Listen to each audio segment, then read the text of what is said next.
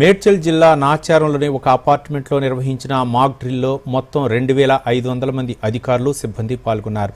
అత్యవసర సమయంలో ప్రజలు ఎలా అప్రమత్తంగా ఉండాలి, ఎలాంటి జాగ్రత్తలు తీసుకోవాలి అనే విషయాలపై అధికారులు ప్రజలకు అవగాహన కల్పించారు. ఈ మాక్ డ్రిల్లో police, intelligence, fire, SDRF, medical, GHMC, revenue, Jalamandali, NCC క్యాడెట్లు పాల్గొన్నారు. ఈ మాక్ డ్రిల్ను మేడ్చల్, మల్కాజ్గిరి జిల్లా కలెక్టర్ గౌతమ్ పర్యవేక్షించారు. అధికారులు మాక్ డ్రిల్ నిర్వహించడంపై స్థానికులు హర్షం వ్యక్తం చేశారు.